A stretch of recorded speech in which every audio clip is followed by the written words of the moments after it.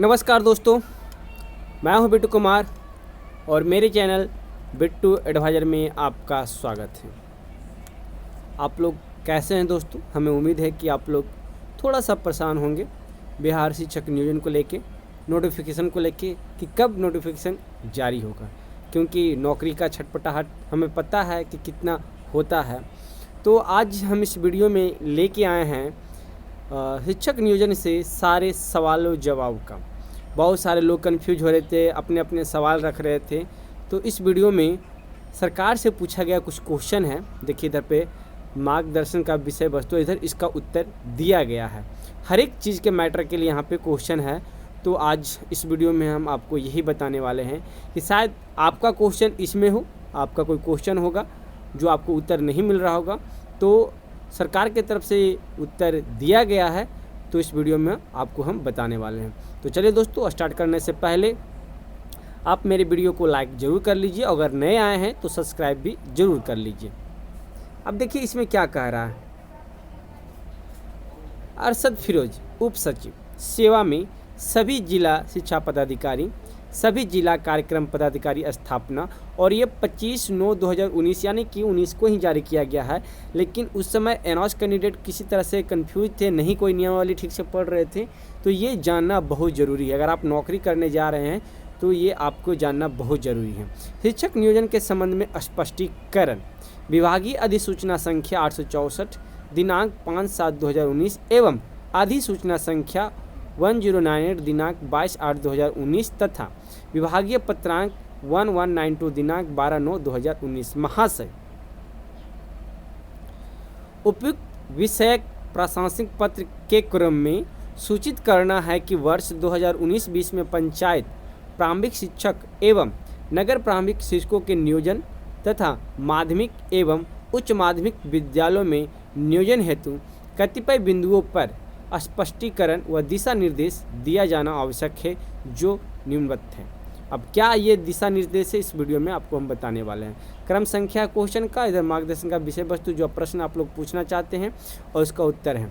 पहला प्रश्न है कि अधिकतम उम्र सीमा में छूट प्रदान करने के संबंध में बहुत सारे लोग उम्र सीमा के लिए क्वेश्चन कर रहे हैं कि उम्र सीमा कितनी होनी चाहिए। तो यहाँ पे दिया हुआ है कि विभाग में आरक्षित कोटि के, याद रखिएगा आरक्षित कोटि यानी कि जो आरक्षण वाले हैं, विभाग में आरक्षित कोटि के उम्मीदवार को सामान्य प्रशासन विभाग द्वारा स्वीकृत अधिकतम उम्र सीमा में छूट दिया गया है। देखिए यहाँ ठीक से समझिए कि उम्मीदवार को सामान्य प्रशासन विभाग द्वारा स्वीकृत अधिकतम उम्र सीमा में छूट दिया गया है। इसके अलावा कोई छूट अधिकतम उम्र सीमा में अलग से दे नहीं है।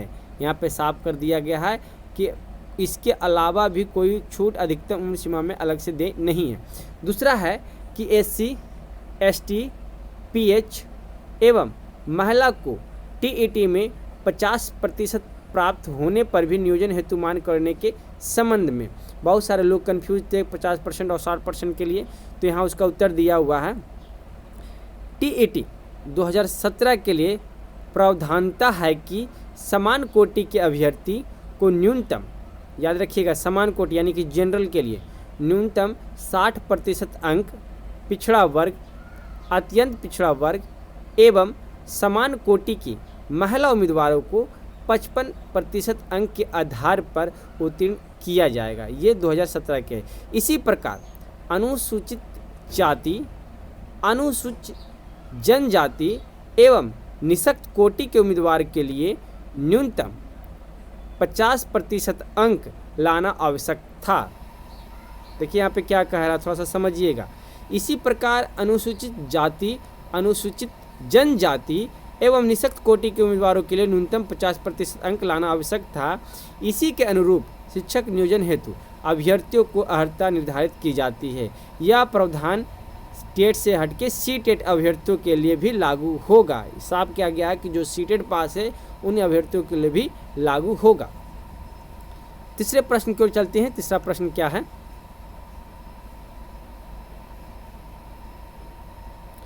तीसरा प्रश्न के STET 2019 के लिए आवेदन समर्पित करने की तिथि को विस्तारित करने के संबंध में बिहार विद्यालय परीक्षा समिति द्वारा STET 2019 के लिए आवेदन समर्पित करने की अंतिम तिथि जो कि दिनांक 18/9/2019 थी को दिनांक 25/9/2019 तक विस्तारित किया जा चुका है। इधर 4 में है कि स्पेशल उर्दू या बंगला TET पास अभ्यर्थियों की अलग से नियोजन करने के संबंध में। अब यहाँ पे कुछ अलग से नियोजन की मांग कर रहे हैं, तो इसका उत्तर यहाँ पे दिया हुआ है कि शिक्षक नियोजन 2019 का कार्यक्रम प्रकाशित हो चुका है और पूर्व में उत्तीर्ण TET के अभ्यर्थियों को इसमें सम्मिलित होने का अवसर प्रदान किया गया है। यानी कि जो पूर्व में TET पास अभ्यर्थी हैं उनको इसमें सम्मिलित किया गया है। इसमें स्पेशल TET के उत्तीर्ण अभ्यर्थी भी सम्मिलित हो सकते हैं, यानी कि वैसे कैंडिडेट जो स्पेशल कैटेगरी में आते हैं वो इसमें शामिल हो सकते हैं। अतः इनके लिए अलग से कार्यक्रम निर्धारित करने की आवश्यकता नहीं है। आप जो पास है इस सब में आप इसी में शामिल हो सकते हैं।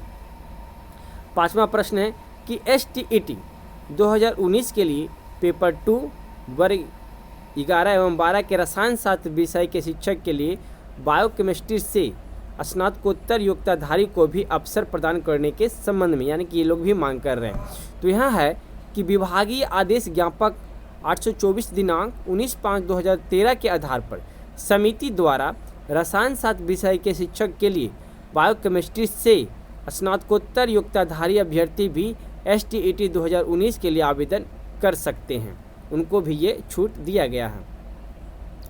अब यहाँ 6ठा प्रश्न है कि STET 2019 के लिए सामाजिक विज्ञान विषय में इतिहास एवं भूगोल की अनिवार्यता समाप्त करने के संबंध में तथा सामाजिक विज्ञान के अंतर्गत आने वाले सभी विषयों को शामिल करने के संबंध में।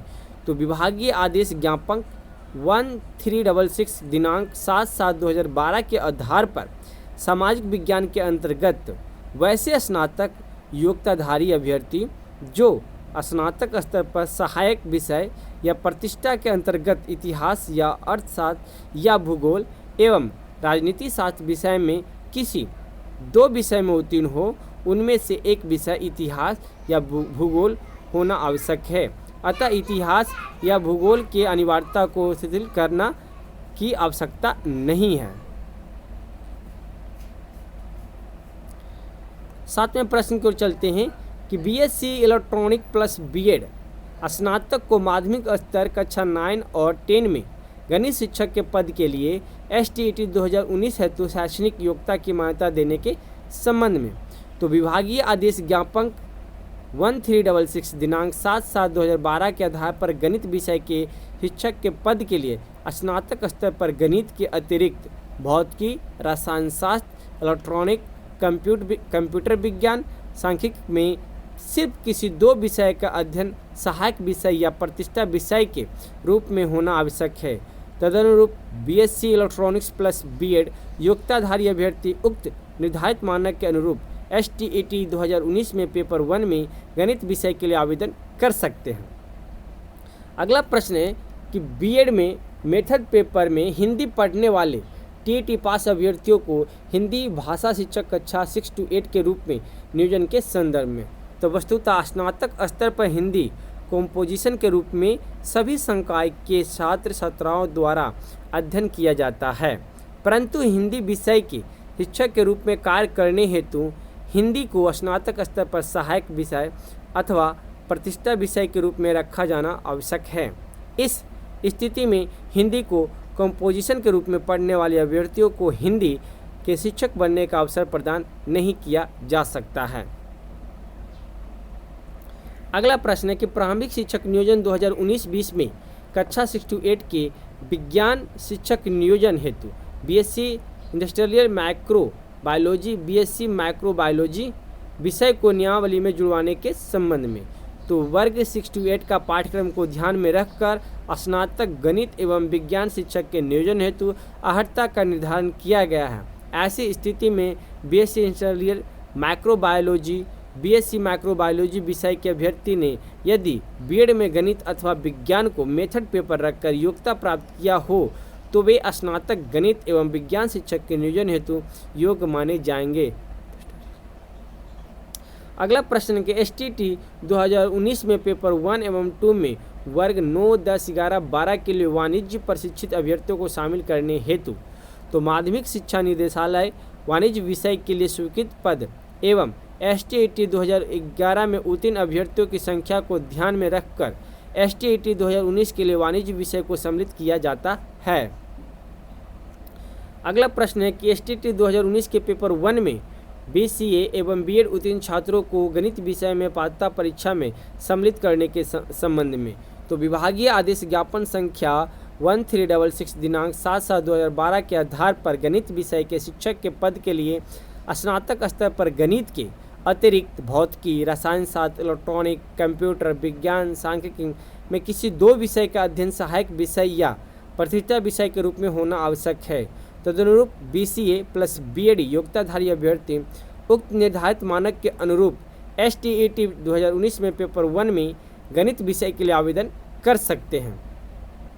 और ये लास्ट प्रश्न है कि पूर्व नियोजन 2014 के आधार पर वर्तमान नियोजन 2019 में भी स्नातक शिक्षक के पद हेतु 50 अंक का उर्दू विषय को शामिल करने के संबंध में तो वस्तुतः मध्य विद्यालयों में उर्दू विषय के शिक्षक के पद पर नियोजन हेतु स्नातक स्तर पर उर्दू को प्रतिष्ठा यानी कि ऑनर्स अथवा सहायक विषय सब्सिडरी सब्जेक्ट के रूप में पठित होना आवश्यक है, किंतु बिहार पंचायत प्रारंभिक शिक्षक नियोजन एवं सेवा शर्त संशोधन नियमावली 2014 के कंडिका 2 के अनुसार प्राथमिक एवं मध्य विद्यालय के उर्दू पदों पर बिहार मदरसा शिक्षा बोर्ड द्वारा प्रदत्त मौलवी आलिम अथवा किसी मान्यता प्राप्त बोर्ड अथवा विश्वविद्यालय से उर्दू में इंटरमीडिएट या स्नातक की योग्यता रखने वाले इंटरमीडिएट में न्यूनतम 50 अंकों का उर्दू विषय एवं नियम 5 में निर्धारित प्रशिक्षण योग्यताधारी अभ्यर्थियों का नियोजन किया जाएगा।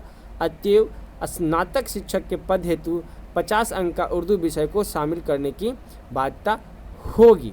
तो दोस्तों ये सारे जो प्रश्न थे आपको इसमें सरकार के द्वारा दिया गया है। तो अब हमें आशा है कि आपको जो भी प्रॉब्लम था वो सोल्व हो गया होगा। अगर और भी किसी तरह का प्रॉब्लम हो तो वो हमें क्वेश्चन कीजिए, शायद उस पर हम वीडियो आपको बना के देंगे और आपका प्रॉब्लम हम सोल्व ज़रूर करेंगे। तो ये वीडियो आपको कैसी लगी आप हमें कमेंट करके ज़रूर बताइएगा, क्योंकि आपके कमेंट का हमें इंतज़ार रहता है और उसका जवाब भी हम ज़रूर देते हैं। और ये वीडियो अच्छी लगे तो लाइक शेयर भी करते जाइएगा और ऐसे ही वीडियो पाने के लिए आप हमारे चैनल पे बने रहें। धन्यवाद।